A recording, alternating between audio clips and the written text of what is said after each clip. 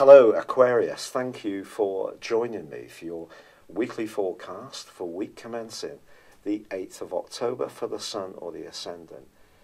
If your desire is to open up your world and make it more spontaneous, the new moon in the sign of Libra and Mars in your sign are giving you a lot of thrust and punch and traction to go forwards. But the new moon does come up against some complications, as does Mars, which squares up with Venus. Venus is in a very visible part of your scope, so you could encounter some influential people this week, but how you deal with them is going to require quite a lot of diplomacy. Now, you are the natural humanitarian of the Zodiac, so you don't usually go for the shortcuts with the sharp elbows, but you could be tempted to try a little bit too hard to make an impression. Also, it's important to understand the role of Pluto, which feeds into this new moon. A more psychological part of your nature is being activated very powerfully at the moment. It has been very strongly since the end of last year. And I think there could be something to do with wanting to expand your knowledge that is more spiritually, personal development or healing led. And that can be very, very positive for you. But equally, you may learn something this week that is a bit more challenging, and not everything may necessarily be a straightforward path. Things that do unsettle you can do so in quite a powerful psychological way. But Mercury moves to the very top of your situation, your solar midheaven, to join up with Venus and Jupiter on Wednesday, and then goes on to forge a superb angle to your traditional ruler of Saturn. As long as you're patient and prepared to continue working behind the scenes in a way which I think you have been doing for some time, working your way through each of the issues that are important to you at a more personal, deeply personal level, but also working out how you want to approach things going forwards. If you do this in a very methodical and systematic way, I think by the end of this week, you're going to be feeling a lot more optimistic about goals and ambitions, which can really come to the fore before the end of October. But equally, there is going to be the opportunity to learn new skills, to travel, to just be more expansive, but just be mindful of the impact any changes you make will have. It's been a real pleasure being with you. I'd love it if you would like or comment on this video, or if you've yet to do so, please do subscribe to this channel. Thank you. Hello Aquarius, thank you for joining me for your monthly forecast for October for the Sun or the Ascendant. I'm edging a little bit forwards in the schedule, but still delivering these probably 3 or 4 weeks later than normal, so apologies for that, and thank you for bearing with me. This month begins with the Sun and Mercury in the part of your horoscope which is all about exploration. Now, exploration can take on many strands, because in the sort of late 1800s, we'd be talking about venturing to the poles, perhaps going to different places in Africa or South America, and that would be considered to be very ultra, very out there. But adventurism these days can take place from the comforts of our homes, so it can be through higher education, through exploring the internet, through watching different types of material on TV, different films. There's just such a plethora of information now. We're almost overwhelmed by it, aren't we? There's just so much choice.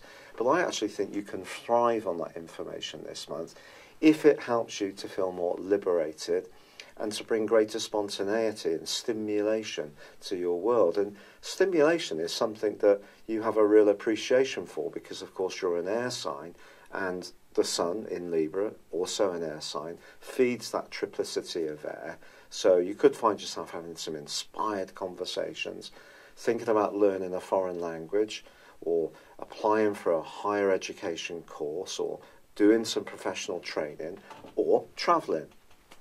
And any of these things are entirely possible this month. And of course we do also have a new moon, which occurs on the 9th, which is almost going to supercharge the potential to shake up your world and make it that much more varied, and can see you sort of living in the moment and pushing the boundaries out a little bit more.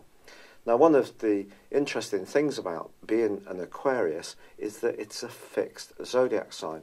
Therefore, Aquarius people often have a preference for familiarity, which is kind of challenging to a lot of what you read about Aquarius people, because some astrologers put the emphasis on Uranus, the modern ruler of Aquarius, which of course is about being much more rebellious, it's about new experiences. But the traditional ruler of Aquarius is Saturn, and that's very much, of course, about stability. So this particular energy in the first 2/3 of October is asking you to explore, whether it's from the comfort of your home, whether it's from pushing out physically, whether it's from taking a more varied approach to life and being less hidebound by those everyday obligations and considerations. But of course, that may be the principle. The planets also set up some challenges within the journey. The first one comes up on the 2nd of the month, because there's a quarter moon in the sign of Cancer, which of course is emotional, it's feeling, and it's cardinal. And that squares up with the sun. And the suggestion is that even if you are trying to be a bit more free-spirited, then some obligations and responsibilities may call out to you, and you may find yourself having to juggle. So we can't totally just forget about all the things that we should be doing. Now, the next challenge that happens in the month is that Venus, the planet of love and affection, which is in a very visible part of your horoscope at the moment, the 10th solar house, slams on the brakes and goes into a retrograde through to the end of the month in the sign of Scorpio. Now, Venus in this area doesn't necessarily have a limited effect just on relationships. It may also have an impact on your professional interactions too. So if you are someone who's trying to raise your profile, I think the key with Venus retrograde is don't try too hard. If you're cultivating new contacts, just try to be as relaxed as possible. In a personal relationship, you could start to think much more about the importance of it in your life. Is it something that's going to play a central role in your situation for many moons to come? If it is, the retrograde can be entirely positive, because you can start to think of ways in which you can put roots down. Could be through property, could be through a ceremony which binds you together with your partner. But of course, Venus retrograde can also point towards difficulties in relationships. And the 10th house can in some ways point towards relationships with bosses, but also with older family members. Or if you're an older person in your family unit, it could be with younger people. And there may be some rethinking going on, especially if something has been out of kilter. Now, pardon me, the new moon, which occurs on the 9th, as I said before, is going to oxygenate that desire to spread your wings, but ironically, it does clash with 2 other planets. I think the most important, rather challenging influence is with Pluto. This occurs on the 9th for 1 week. The Sun is going to be squaring up with Pluto, but the influence, because it feeds into the new moon, suggests it's going to last for a month. If there is something that you want to open up and be much more expansive about, it's possible that some very, very deep issues within you, or me, being an Aquarius, could play a role psychologically in somehow challenging our desire to be more expansive. But then again, Pluto is also, especially in the 12th house, very much about secret enemies. Unfortunately, if this sounds a little bit grim, I apologise, but Pluto has been here since 2008. It just depends on where your sun is in Aquarius, how much influence it's had so far. So I think if your birthday is in the first half of Aquarius, you will have felt the influence of Pluto quite keenly. For example, my sun is on the 1st degree of Aquarius, so Pluto I felt very, very keenly indeed. So what we've got here is something that you may want to speak the truth about, the 9th house, the sun in Libra, and then something that someone else may be resisting, power, Pluto, because they want to keep it quiet, or keep you or me quiet. Or conversely, it may be something that you're yet to synthesize in your emotional thinking and way of being that does point towards more psychological patterns or ways of attitudes that you're not quite so conscious of. So some kind of challenge can come up on the back of this new moon. It's also forging a quincunx with Neptune. Neptune in the sector of resources for Aquarius people since 2012 just suggests that over the next month, don't be too free and easy with spending. I think that's a simple rule of thumb. And also, if there is something that someone tries to excite you about, for example, a new venture, then just be guided by your gut instinct. Don't get too caught up in other people's dreams and fantasies. Retain that very logical, analytical approach that's very much part of you. Now, on the 10th of the month, Mercury moves out of Libra and ingresses into Scorpio, joining up with the retreating Venus and also Jupiter. Now, I actually think this can be incredibly positive if you are wanting to raise your profile and be much more goal-orientated, develop ambitions, and really try to apply for jobs, go for a promotion, start your own business, or supercharge some kind of strand around an ambition that's already ongoing. Now, obviously, everyone's ambitions are different, so not everybody is about business or money or status. It could be something that's to do with learning skills, it could be to do with travel, it could be to do with education, it could be to do with you just evolving more confidence in the way that you operate with in the wider world. And this is going to become a critical theme from the 10th for the rest of this month, I feel. However, that new moon cannot be underestimated in terms of its potency, because the new moon sees something needing to germinate, doesn't it? It's something that needs to find a path forwards. And so tuning into that more psychological side of your nature is going to become a really big theme. I think it's just absolutely going to happen. So this could see you sharing experiences to people that perhaps up until now you've kept confidential.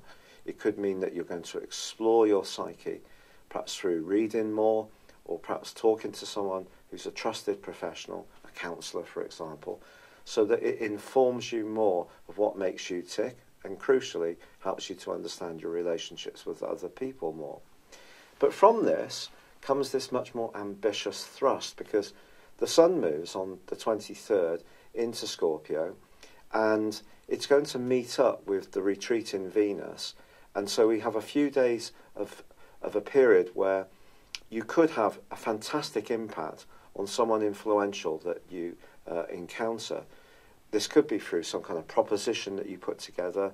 Someone may experience you and think that you've really got something valuable to say. You may find yourself on your local radio station, in your local newspaper, or perhaps doing something yourself that just sees you up in your presence in whichever way. You will want to take on more authority in the last 10 days of this month. And the leadership role awaits. Now, often with Aquarius people, I think we do see all the machinations that go on in society, but sometimes we get frustrated because we know the games that go on behind these machinations.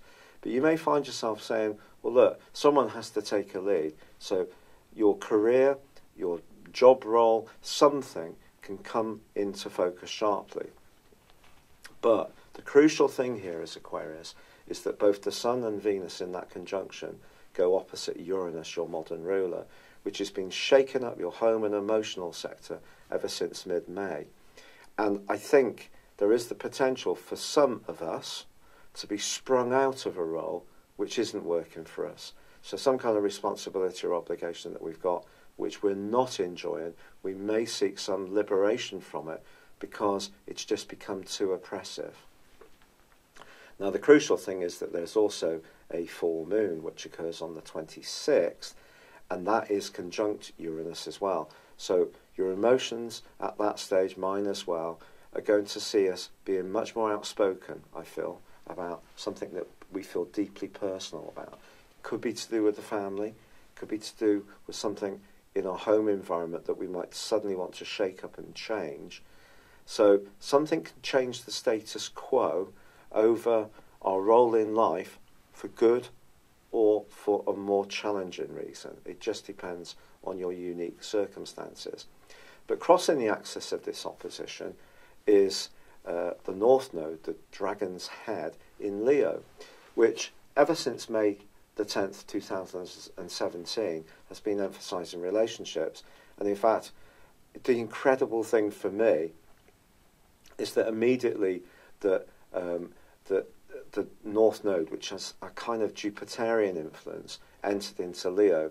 So obviously I have the Sun in Aquarius, I have several influences in Aquarius. That's when I met Elisa. We've been speaking for 3 years, but that's when she came into my life more fully, was in the May. So the North Node can't be underestimated. But at this point, it's getting back to the very, very start of Leo, because it inverses. It doesn't go, it goes anti-clockwise, whereas the planets go clockwise. So it's going to move in November of this year into Cancer. So I do feel that we've got a grand fixed cross. So I do feel that something to do with the way we relate, and it could be around that professional situation or around a family or emotional situation, is at the root of what's going to happen on the back of this phenomenally important full moon, which can be about liberation or it can be about fulfillment. And it just, even if something changes in a way which is perhaps a little bit unsettling, it's for a reason, because it's taken you or I towards a better future that's more exciting. And with Mercury also moving on the last day of this month into the sector of friendship and networking, you're going to be amazed at how many good vibes come in at the end of October, even though Mercury is technically in detriment in Sagittarius. So we've got this grand fixed cross. Fixed energy is about permanence, it's about stability, but with Uranus buzzing away on the axis to do with emotional, family and home-based energy, something is going to be unsettled, I feel, for good or bad. And because fixed energy resists change, that can create tension. So the best way to deal with this, and going back to that new moon with Pluto, is to submit ourselves to the process, which of course is very scary at times, because especially being an Aquarius, the fixedness again, liking that degree of routine and familiarity. But then there's the other side of Aquarius, the duality, which gets really excited about new challenges and change and shaking things up and being more outspoken and telling people how it is, even if we know it's really going to seriously, well, you know the adjective I was going to use. So an exciting time, but it is a time of potentially pushing a change. And that change may not be obvious at the start of the month, but I think an openness to new ways of thinking, new ways of being, is certainly going to help the process. But don't underestimate just what impact you're going to have on people this month. Your star is in the ascendant, but it's just pushing you to change how that star is manifested. And it can be manifested in the most sparkling of ways possible. The Sun conjunct Venus. So although some astrologers are going to be putting a lot of emphasis on Venus's retrograde, and the negative side of that, I fear, I do feel that there are lessons to be learned from this month which are beyond that. Venus retrograde actually then inverses back into Libra from the start of November. So anything to do with the truth of a relationship is certainly going to become much more to the fore right through to the middle of November when the retrograde begins. And then, of course, we've got to wait until Venus gets back to when the retrograde began, comes out of shadow, and that's not going to happen until December. So this process to do with career, to do with public standing, to do with relationships with people of influence is not just going to be confined to October. And I think there are other things going on in October which are very, very exciting and important too. I'm still battling away with the rheumatoid arthritis. I'm so grateful for all the suggestions. I'm really embracing the turmeric. I had been taking it for some while actually, but I had a chat with someone in an Indian restaurant who told me that, look, you need to heat it. And I read up about it and found, wow, this is true. So we've been having it in soups, we've been having it in stews, porridge, and tea. along with ashwagandha, which is an Indian herb, and also a little bit of coconut oil, black pepper. And I do think I'm taking less paracetamol for that. Taking the CBD oil, and also serapeptase as well, which is said to help with bringing down inflammation. But unfortunately, the swelling on my hands is not abating. So I'm trying some homeopathy as well now, but I have had to go onto some steroids because the pain was just so bad, and I just lost so much weight, about 1.5 stone. And the steroids are giving me a bit of a break. I know it's not ideal, but if this doesn't work, I'm going to have to look at some more serious drugs, unfortunately, because it is stopping me function. But I'm so grateful for all the kind messages, the support, the suggestions. It's just been amazing. And I really hope that October for you turns out to be a thrilling month of opportunities. Yes, there will be some challenges. There always is in life. It's never going to be a completely straight and unbumpy road. But do you know, if it was, wouldn't life be boring? Thank you so much, and goodbye. Hello, thank you so much for watching my video. I'd love you to join me at my Horoscope Ace app. You can find this at www.horoscope-ace.com. You can use it through Android, iOS, Apple or Facebook. Check out your ascendant or your moon sign, or download your free birth chart. There's all your favourite videos, plus there are daily, weekly, monthly and yearly horoscopes for general, love, Chinese and Indian astrology. If your passion is tarot, there's my brilliant 3-card money or love tarot readings too. And it's all there at www.horoscope-ace.com. Thank you.